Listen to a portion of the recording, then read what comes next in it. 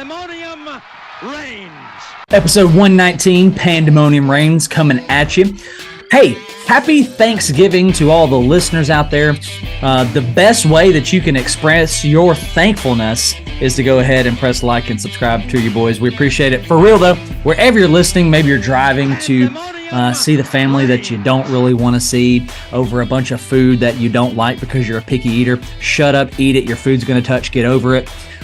We are thankful for you. Man, if that's not the most contradictory words that have ever come out of my mouth, then I don't know what is. Amen, boy. Well, I love it. It's Rivalry Week.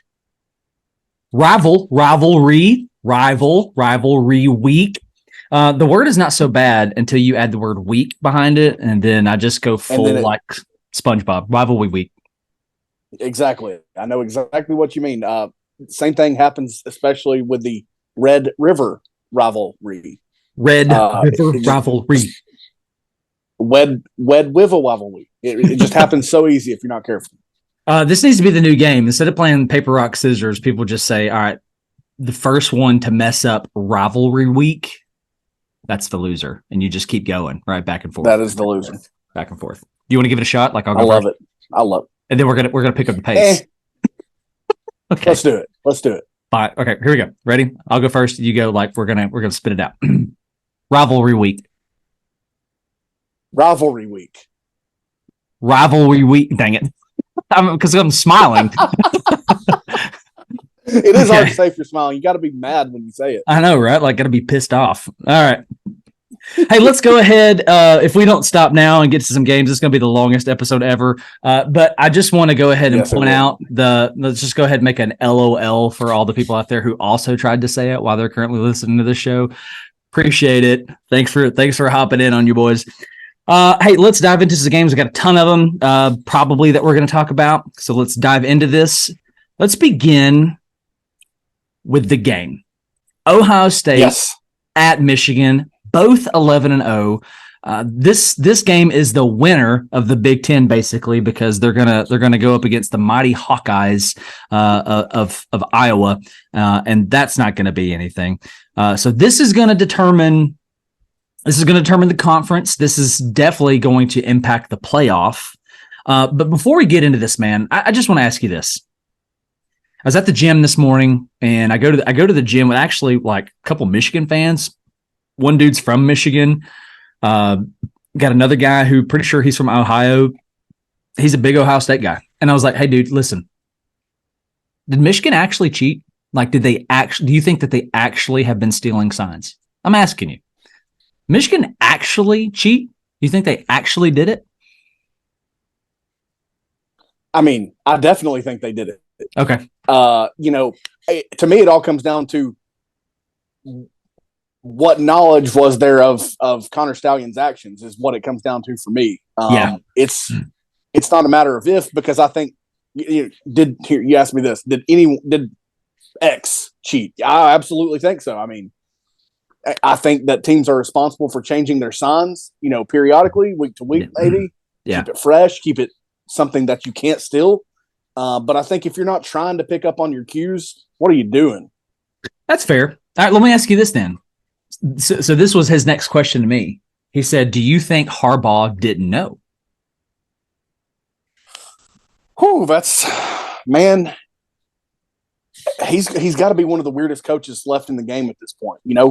I could actually see him not knowing, but I think he's old school. Well, first of all, he's getting old for one, but I also think he's old school, and I think he's someone that would say, rubbing is racing. We're going to do what other teams do. Yada yada yada. Don't let me know about it. I could see him covering his bases like that, but if I give anyone the benefit of the doubt, it's probably him for whatever reason. Just because he's such an odd bird. Or he's become a really odd guy.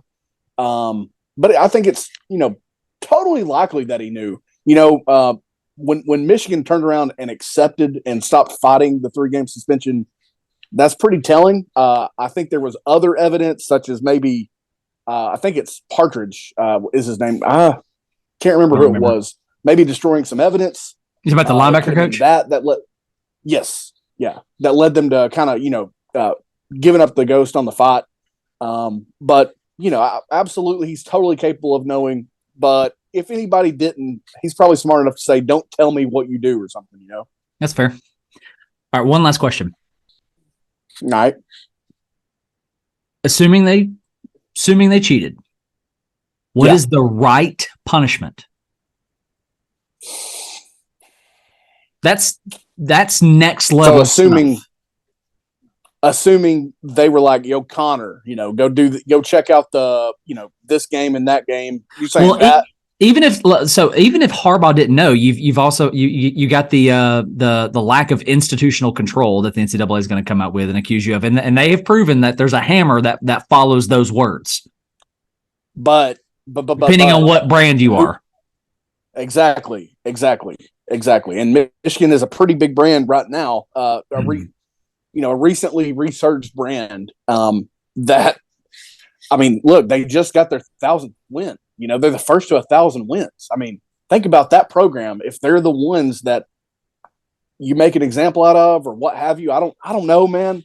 Whether Harbaugh knew or not, what you're Mark Emmert, what are you doing to them? I think the most correct action is a head coach suspension. I don't think it's stripping away wins or any bowl or postseason type garbage. I do think that a head coach suspension is probably the best move. I've always wanted the NCAA to go after the coaches rather than the guys that it impacts more directly the players. Don't take away the opportunity from them. I think if you watch Michigan, you see an outstanding defense, absolutely outstanding defense. You see a pretty good offense that can a balanced offense that can hit you from a variety of different ways. I think they're a good team. I'd also ask Michigan, why did you go to these links? Like, why did you think you needed to go to these links?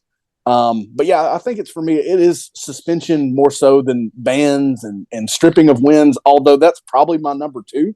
I don't know. Is maybe taking away some wins, but I just don't know. I'm really There's a reason I'm not in that job. I'm disappointed in you. Like you're my friend who's like, man, slap them around. Like that's like, I don't know. I feel like you're being really diplomatic in this moment, man. Because for me, flip it around. It's borderline death penalty. Okay, yeah, that's because these signs got out. These signs got out. They made their way down to South Carolina, dude. I mean, they may have. You know what I mean?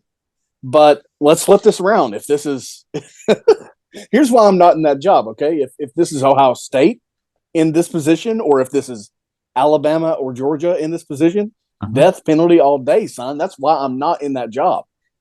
I don't mind Michigan. They're somewhat doing the Lord's work when they win the game. I think they're a pretty serious threat in the playoff because of their defense and the kind of growth and maturity that they've shown at times offensively. It's been better, obviously, when Harbaugh's on the sidelines. Breaking news: your team plays better when your head coach is on the sidelines. But yeah, I mean, that's why I'm biased. I'm biased because I like them more in the Big Ten than most. Definitely more than Ohio State. And like I said, they're not a bitter rival. I almost did it. Bitter rival or anything like that. I got you. Well, I'm seriously having a death penalty conversation. That is an option, and you're going to have to tell me why it's not. Right? You're going to have to give me legit reasons why it's not, because you did more than impact, the teams that you played. It made its way arguably around the country. I mean, it got down to South Carolina, and you could potentially look at this thing and say, "Oh, so you scouted everybody but TCU, did you?" I mean, absolutely, that's a conversation, and they played like they had never seen TCU. I mean, look at what Georgia did to TCU, and look at what Michigan did to TCU. That's what I'm saying. Honestly, and TCU had plenty of brilliant moments. Like against Texas, sure. That was a hard fought win where their offense didn't do anything like it normally did. But here's my thing. Here's another thing for me with this. Okay, Shane Beamer, and look, it ties in with him because of the rumors that are out there with South Carolina last year and the turnaround that they presented in the late part of the season. Beamer has been caught cheating before with something just like this. It's documented when he was probably a special teams assistant at Georgia or VT. I want to say Virginia Tech. Okay, either way, take the coaches out of the game. Take the coaches out of the game. That's what I'm saying. Turn it to college basketball. Look at how long it took to do anything with Will Wade, Bill Self, who is still just not even felt a drip of sweat. Well, I'm not saying like what do we think the NCAA is going to do, because we have no idea. They are so inconsistent, right? Yeah, and as biased as I am for Michigan, I'm biased by their lack of showing me anything. If you are a blue blood, I don't know, man. Look at Missouri a few years ago. I think you come down, because this is one of those things that if you don't get a handle on this, if you're the NCAA, the other schools are going to look at it and go, they got slapped on the wrist for that. Well, we're going to do it too. So, in hockey, you get the penalty box, right? And it's basically, like when the other team knows your signs, you're basically playing with one arm behind your back. So go play an 11-man football game and do it with 7 on 11, right? Like, you got players in the penalty box, freaking death penalty, freaking capital punishment, kill Harbaugh, like do something. Like that's a joke, y'all. If the FBI is listening, I'm not actually saying slay him, but like you got to do something. And I'm totally cool with that if it would become the norm, but it won't. And think about it. I mean, NIL is on the table. It's not like we're going to see many more, Jeremy Pruitt situations. We're not going to see cheating allegations when it comes to recruiting. It's all going to be stuff like this, if anything. And now everyone, because again, I think everybody does this. I think teams have the responsibility to change their signals. I really do. I don't think you can roll with them week to week. I'm sorry. I've heard too many former players say that, it's your responsibility to self-scout, to play against your tendencies at times, to fight against that. That's fair. That's fair. These are the reasons I'm biased. And look, if they want to make an example out of Michigan, I don't care. It just better freaking be the norm, because there is no norm. There is no consistency going back. Well, that's what I'm saying. Like, take the NCAA out of it. You're in control. So that's why I presented the question that way. Yeah, and I think for me in that regard, it's just I think you need to make you better be able to tell that, hey, they're aware. We got to change our signals or something. I think you have a responsibility in that. I really do, because think about the all 22 angle. I mean, which it's not like when coaches and the analysts and anybody players watching film, they're not watching the TV broadcast. They got the all 22. It's shot from the moon down. Yeah. The signals can be slow mode, and think about it. You've got to change that up if you're me. So I think that's another reason I'm softer on this. But yeah, do whatever you want. And I really mean that. Do whatever you want, but you better not ever come down lax on another blue blood, or anybody for that matter. It better be even. And I just know it's not going to be. Well, that's our argument for any case that the NCAA has been presented with. They're inconsistent. So, well, they're incapable of doing anything. That conversation took a turn that I didn't want it to. Let's make a quick preview and prediction on this. All right, so both 11-0. You got the ESPN FBI who likes Michigan at 55.1%. You have an over-under of 46.5. Feels a hair low for me. And then you got Michigan -3 and 37-degree weather. Who do you like, man? What do you think? And again, it could be my bias that I've clearly talked about in this series, in this conference. I like Michigan, though. I mean, they've obviously got a 2-game streak going. I think the pressure is largely, with everything going on at Michigan, I think it's Ohio State feeling the pressure here, because like if you're Ryan Day and you let them start a 3-game streak on you, all the success that Ohio State's had since 2000, I don't know, go back 20 years, I don't care. Yeah. And you've been the one where the buck has kind of stopped with any success in the postseason in terms of championships. You give up a 3-game streak to Michigan. I think that's a lot of pressure, and I don't know that I like how he performs under pressure, or for that matter, just period. I don't know how much I like there. I think he's really just kept the ball rolling and was set up for so much success. many have talked about, but Sure. I think I like Michigan in this. I wanted to actually ask you, let's just break it down. What offense do you like in this game? What offense do I like in this game? Well, which offense you like better? I was actually going to answer that. Let me answer that this way. I'm taking Michigan. I'll go here my prediction. I'm going to take Michigan 31-27, and I like them for two reasons. Okay. The first reason I like them is because despite all of this stuff that's going on in the locker room and everything, they are somehow united. They're holding up the fours in honor of Harbaugh, all that stuff. So it's almost like when the country came together after 9/11, right? Similar to I'm talking about the unitedness, right? So you got that. And the main difference I like here, so here's what I'm going to answer your question, is I like McCarthy over McCord because of the game experience. He's been doing this for a minute now. They're pretty. I'm not going to say that they're similar. They're pretty similar statistically. In general, they both have weapons. They both have all the offensive lines. I like the offense because of McCarthy and the experience. Not a diss on McCord by any means, because you could look at this and go, well, McCord has Marvin Harrison. Okay, fair enough. Well, McCord and Harrison have been doing it together for 11 games, though.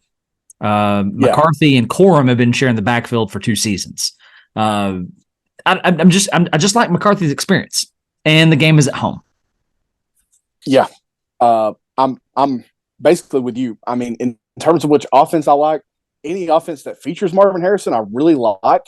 But it's kind of inconsistent from him sometimes. Now, I think he's going to be highly motivated for this game. I don't think inconsistency is going to be an issue, but I do think, the defense that I like better is not even up for debate a little bit. It's Michigan's. Their secondary is stout. They get so much pressure, variety of different ways, but most importantly, they can do it with 4 if they want to, or, rushing the minimum. I love Michigan's defense in this game. Them playing at home is huge for me. I like Michigan, and I like them 23-17. I got them covering. So you have them covering, and you're also, I'm trying to do math here. You got the under. I'm under. Wow. I am under. Wow. I like both defenses to an extent. Now with Michigan, it's more so this, if Ohio State were to stop the run, what would Michigan do at that point? That does scare me. If I'm a Michigan fan, which I'll be rooting for them, but if Ohio State were to just get a real good grasp on the run game, that would be alarming. And I wonder how much success they'd then find through the air if they had to. Mm-hmm. But I like both defenses to an extent. I certainly love Michigan's defense, like I said, and I think a big game like this, the game, you can really see defenses get the stops and the offense kind of tighten up. Do you think one can afford a loss more than the other? Michigan certainly can't afford a loss here. At least if you're Ohio State, at least you had Notre Dame on the schedule, and I know that Michigan had. I think it was this year that they had Washington on the schedule, and that game was canceled. But the non-conference was terrible. The early season schedule was terrible. I mean, you didn't necessarily play anyone until Penn State, which was 2 weeks ago. Mm-hmm. Michigan cannot lose this game and think that there's any chance of getting into the playoff without just sheer chaos. Yeah. But Ohio State certainly doesn't have much wiggle room either. They, the thing is, you're screwed because if the other team wins the conference, you're out. That's fair. I think Ohio State's going to get a little bit more grace because it's at Michigan. I think the committee would look at Michigan and say, you lost it at home. They've got a little more wiggle room to me, too. Yeah, I think Ohio State has a little more grace. All right, we're going to end this segment. I'm taking Michigan 31-27. Mike is taking Michigan 23-17. 12 o'clock Eastern Time, big noon kickoff. Ohio State at Michigan. Iron Bowl, Bama down to Auburn, 10-1 Bama, 6-5, what should be 7-4 Auburn after that ugly loss to New Mexico State. CBS, 3:30 kickoff in the SEC. The last time we should be saying that. ESPN FBI has got Bama at 85.7. Your over under is set at 48.5, and Vegas likes Alabama minus 14. What you got, man? What do you think? Boy, that feels like a tall number. That feels like, I'll tell you what that feels like. That feels like the CFP playoff committee is projecting that spread in Alabama to handle business in Jordan-Hare Stadium rather than Vegas. Or you've got Vegas trying to take some people's money here, because that feels large. And I understand that Auburn just lost to New Mexico State, but I've also seen so many instances of teams that are either playing way better or in fact are flat out way better than Auburn go into Jordan-Hare and get caught up in that Yellowwood voodoo. Mm-hmm. Tell me you've not seen the same. Oh yeah, bro. Yeah, bro. The only voodoo the only time the voodoo doesn't work is if you're from New Mexico. That is true. Jerry, you go in there and Jerry kill them at their home field. You know what I mean? Yeah. And there's other factors too for me. I mean, think about the great last thing that Saban's not handled all that well defensively is a mobile quarterback. And you think about the way that Peyton Thorne was running around on Georgia, as good as they've been defensively, as good as they are this year, keeping them in that game. I can almost see, I can see any outcome or a lot of different outcomes here. It is tough for me to envision an Auburn win. Mm-hmm. I'll give you a score here in a minute when I think of it. I'm trying to buy myself some time here.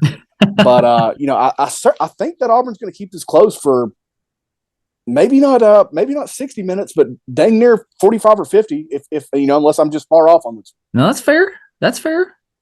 I kind of come back to the Auburn-Georgia thing. I think Auburn maybe got caught sleeping last week because they're looking at this game. They're getting ready to roll the dice, and I mean that's a possibility.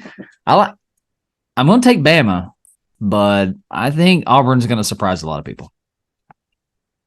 Yeah, I think they absolutely. I'd be shocked if Alabama went in there and just murdered them. They don't even necessarily do that at home all the time in this series when they're supposed to. And look, the only thing that matters as far as home field is the number of home fans. It's not like they're hours and hundreds of miles apart, because they're not that far apart, obviously. Yeah. The other thing that now this I think is bad for Auburn. Alabama didn't look like they were thinking about Auburn for a millisecond last week when they absolutely murdered Kentucky in Lexington. They looked like they are just in the moment, locked in. Whoever is on the other sideline, whoever's on the other side of the line of scrimmage, we're here to kill you, is the way that they kind of look right now. So I don't know how well that sets up, nor do I think Auburn will have a ton of answers for Milroe, whether it be his legs or whether it be his continued success through the air. Here's a crazy thing that just caught my eye a minute ago when thinking about this game. Remember early in the season, Alabama was looking a little bit disjointed, and then they lose the game against Texas. Milroe was kind of an interception and a turnover machine. Yeah. The dude has got six interceptions through 11 games. Now, he didn't play in one of them, being down in South Florida. But, I mean, what a turnaround, dude. That to me shows maybe as much of his turnaround as anything else, with the way he was kind of a turnover freak there for a little bit. He's also turned around that sack number, has he not? I believe he has. I'll tell you in just a second. Which some of that's going to be him as well. I know a lot of that's offensive line, but that's knowing when to get rid of the ball. Get through your reads, get out, whatever. Yeah, he's been sacked 33 times, and I know that number was sky high early season.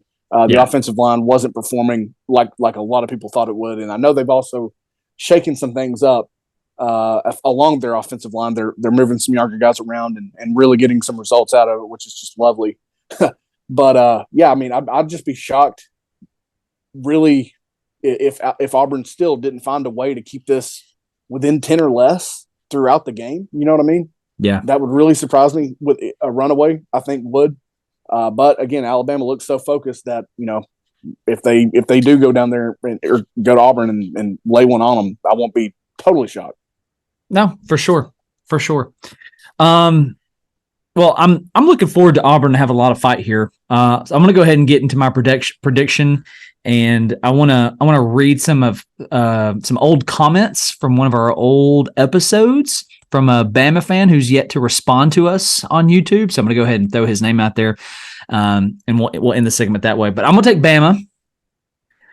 Bama 31, Auburn 30. Ooh, that voodoo magic, man. So I think what's going to happen is you'll see Auburn get around to that 21 marker, and then you're going to see them start to have to settle for field goals. I think they're going to be able to put some drives together through some hodgepodge voodoo magic plays. The bouncing the ball. I'm really just trusting the universe here.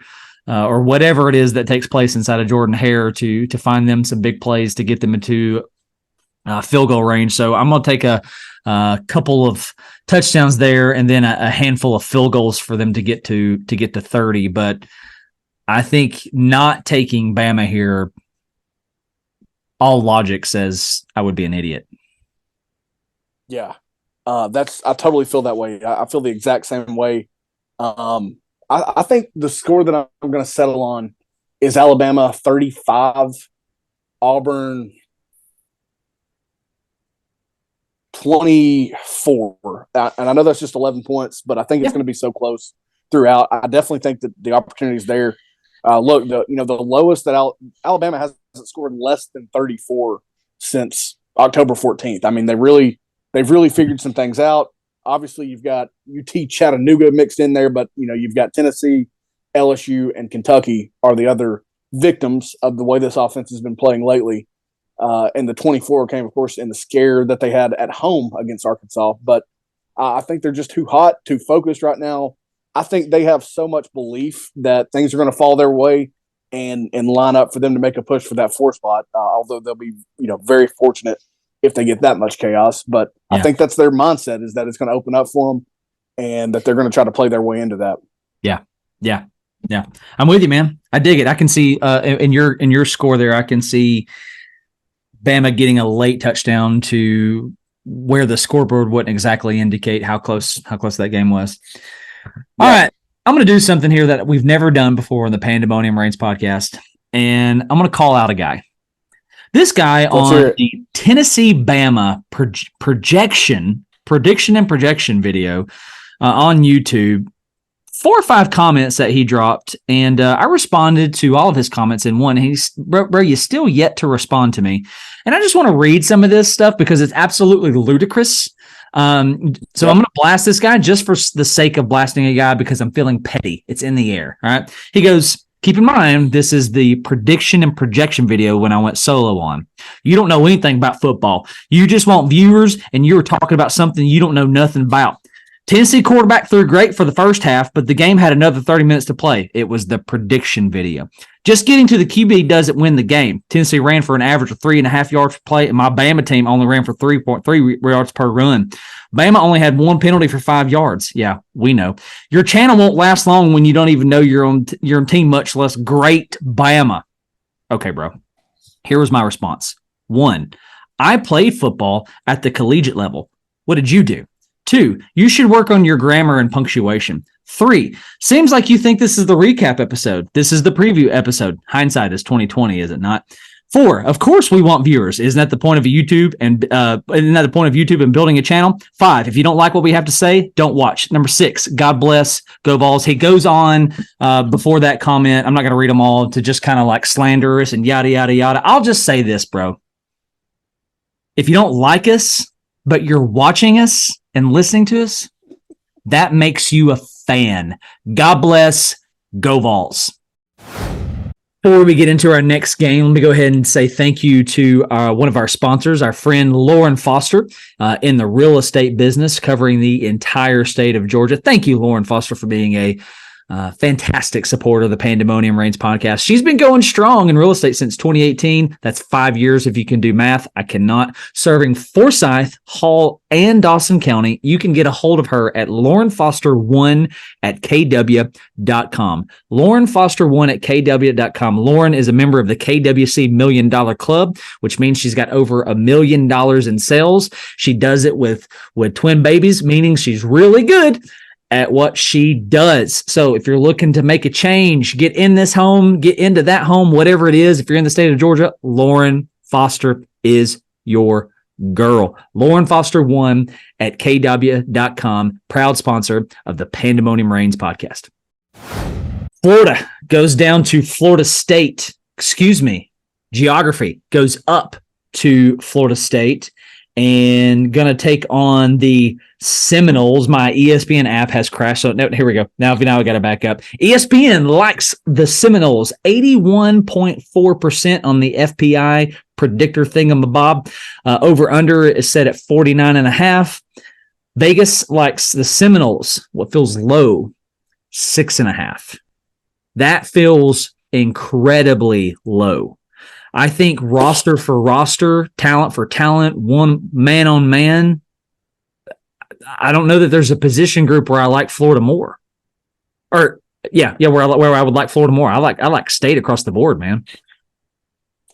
Yeah, I mean it is at Florida. That's really all they've got going for them. I mean, it's not game in the swamp is their main advantage, but it's the backup quarterback show. That's the great unknown. I'm with you. Every position group, man. And look, Florida has ran up some numbers because they've been having to either throw for 400 or run for 300 to win games. Is the way it feels. So they've ran off some numbers, so they're probably pretty competitive when you look at the stats. But here are some that are really, really bad for them. Florida State has not allowed 30 points to any opponent this year. Florida State, 5 turnovers, 11 games. That's outrageous. That's crazy. I don't even understand how you do that and don't have literal accidents or perfect hits on the football while you're running. That's astounding. But yeah, I mean, there's just not much that favors Florida unless young Max Brown is just a freak of nature. Rodemaker, he is the older quarterback. He's not played a ton. I get that, but he's stepped in for Jordan Travis before. He's done this before. Travis has been injured before, obviously. Yep. It's impossible to pick a quarterback to me because who's going to do what, especially in a rival game that is not that close this year. I think there's going to be a lot of emotions in this game, but just everything, absolutely everything, except for the unknown and the home field advantage, goes in the Seminoles' direction. If you take roster out of the consideration, I'm still going to take Florida State. I'm going to take them for 2 reasons. Florida State is still playing for something, right? They're still playing for something. And I like the backup quarterback situation better at Florida State than I do for Florida. I think you nailed it. Rodemaker's been there. He's not new to Norvell or this system, and Seminoles still have a lot left on the table. And if this is a chance in national spotlight for Rodemaker to do something, which we said on the previous episode, like if he can do something, maybe he can convince the committee that he's good enough to lead this team, into the playoffs and compete well, possibly even win it. And I'll say this at the end of the day. Jordan Travis, Tate Rodemaker, Michael Walker. You're throwing to Keon Coleman. Exactly. You're throwing to Jaheim Bell. You're handing off to Trey Benson. You're throwing to Johnny Wilson. I like that. Now I do think that Florida State has done this thing where they've played to the level of their competition.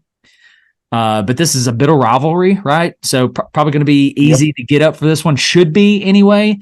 I don't know that it makes a difference that it's in Gainesville. I think Florida State can do a good job of taking the crowd out early. I'm going to go ahead and get to my prediction and my final here. I'm going to take the Seminoles 45-31. I just think that the Seminoles have got too much, whether it be intangible or tangible, whether it be roster or locker room, whatever it is. I just think too much favors Florida State. And I could even see with Tate Rodemaker under center a blowout here in the Seminole favor. Yeah, I mean, just yet again, the only scenario that would surprise me would be if Florida just handed them a big loss. Do they eke out a close game? Maybe because of the unknowns, because of the injury. Maybe they're just deflated. I don't know. But another issue for Florida, you just nailed one, or really you nailed both. Tate Rodemaker is throwing to Johnny Wilson, Jaheim Bell, and Keon freaking Coleman. He's turning around. He's handing the ball off to Benson. The other thing that you just mentioned, they're fighting to show that they still belong as a top 4 team. I just don't see them getting left out if they manage to be an unbeaten team. Now that will include their conference championship game against a much tougher Louisville, like we've talked about how resurgent they are, obviously. But yeah, I mean, I just can't find a reason based on what I've seen from Florida. And look, Max Brown almost pulled off a comeback after Graham Mertz was knocked out of the game in Columbia, Missouri against a really good Missouri team. And I think I've said for a long time that Missouri was going to wear them out in November because it would be cold.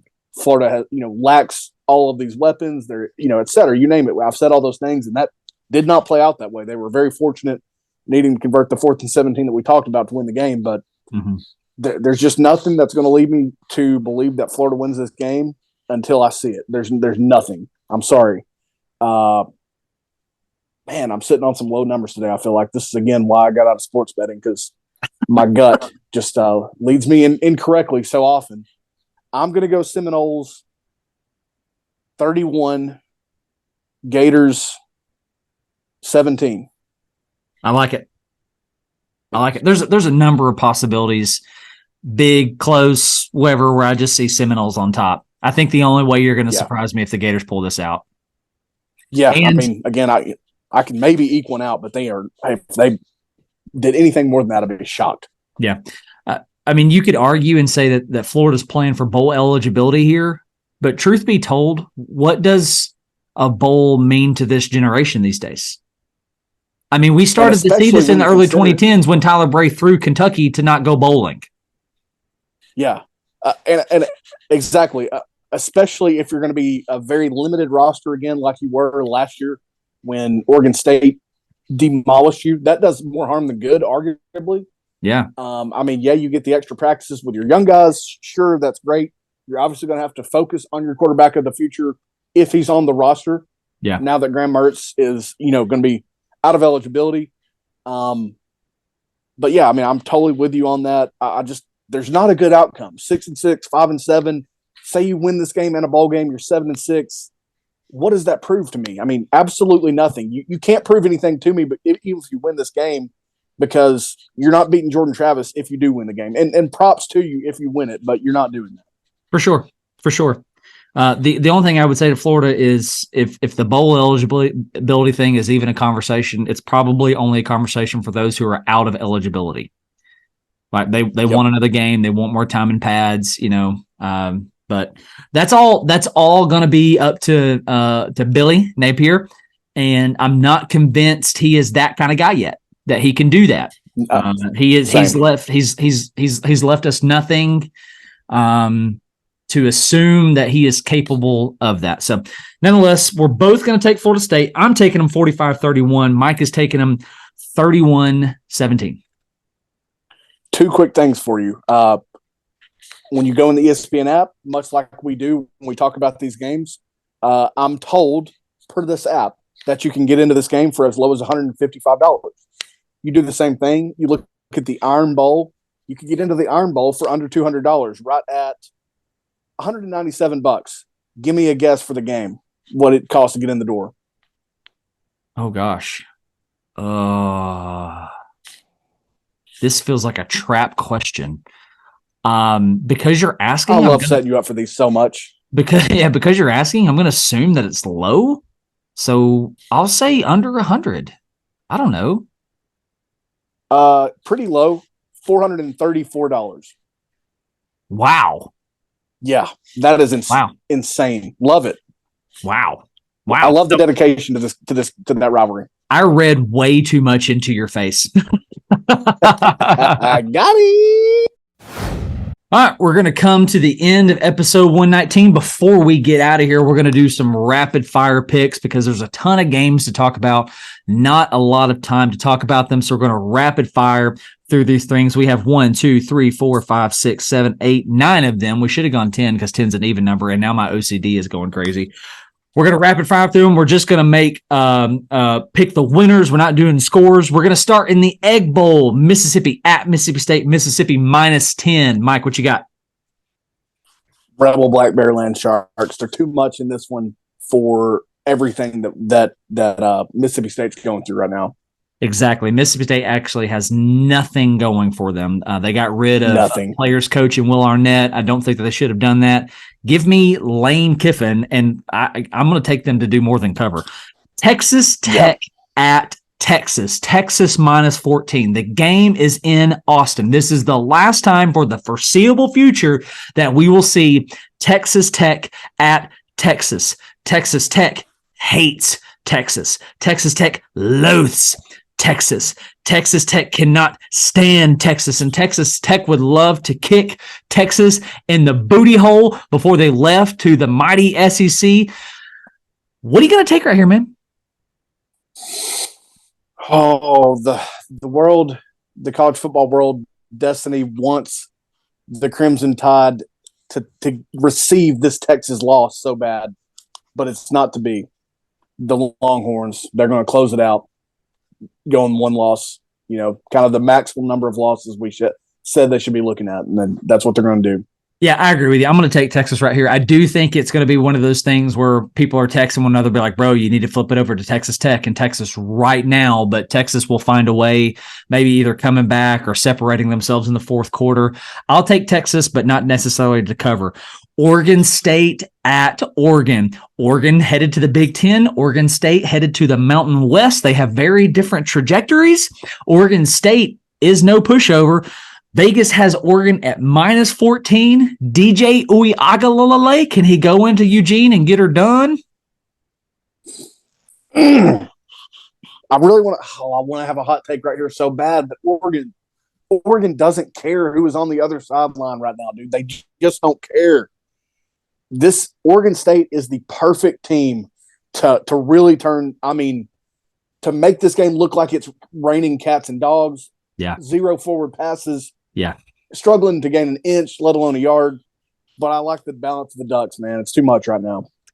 I'm going to take Oregon State to keep this close. I like Oregon State to fight. I expect this to be a battle. I expect Oregon to be looking ahead to Washington. But in the end, you know what? A wise man once said, not true, not a wise man, a butthole once said, we stand on business. Oregon is going to stand on business. I'm going to take Oregon to win this game, but not cover. Kentucky at Louisville. Louisville minus 7.5. Name me a hotter team in the country right now than the Louisville Cardinals. And not the sinking ship, but they have some holes in their ship. The Devin Leary led Kentucky Wildcats. What do you think, man? What do you got? If I'm not mistaken, a win for Kentucky in this game would mean another year added to Mark Stoops' contract, would mean a little bit additional money for reaching that monumental seventh win every season. They ain't getting it. They're 6-6. They're going 500. They're going to continue to burn the talent that they have in town, namely because the Louisville Cardinals are hosting. And I don't like anything about the way Kentucky's playing the game right now. Cardinals. I'm going to take the Cardinals as well. Papa John's Stadium, or whatever it's called, is going to be on fire. That is a bitter rivalry. They have all kinds of momentum right now. They get to host Kentucky. Man, it's the battle of two different trajectories. I'm going to take Louisville, and I'm going to take them to double the cover. Yeah, I like that. A&M, and whoever is leading A&M, traveling to Baton Rouge to take on the Tigers of LSU. LSU minus 11.5. I'm just going to tell you, give me the Tigers. Give me the Tigers, dude. I think they're going to have revenge on their mind from Texas A&M getting their 5th win last year against LSU in this spot. And I think Daniels is going to have a Heisman moment on the way. Hey, the message boards. Another Heisman moment because he's had a plenty. Oh, yeah, it's coming. Hey, the message boards in Aggieland think that Ryan Day is the next coach in College Station. Yes or no? Rapid fire. No. Mainly because you don't want that. You don't want it, and it's not happening. Why would I believe it? Whatever. Wazoo headed to the Mountain West. Washington headed to the Big Ten. In Seattle, minus 16.5 point favorites are the Huskies. This is another one, a lot like Oregon State, a lot like Texas Tech, Texas, where I think you could flip it over at a certain point in time where you could say you need the history. It's right here. The page of history is getting ready to turn, and the Cougars want this chapter to end a certain way. You need to go look right now. But still, give me the Huskies. Yeah, I'm with you, man. Just again, they're finding ways. Oregon is mauling people. Washington is finding ways to win.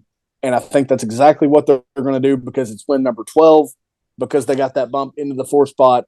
Give me the Huskies and give me yet another Heisman moment. There you go. There you go. Clemson minus 7.5 point favorites over South Carolina Gamecocks. Gamecocks fighting for bowl eligibility here. Are they going to get it? Hell to the no. No, they are not. We're both taking Clemson, sounds like. LOL Clemson is going to find win number 8. Agreed. Dabos. That's what he does. Yep. University of North Carolina and Mac Brown, minus 2.5 point favorites at NC State. What you got? Here's my spot of vindication.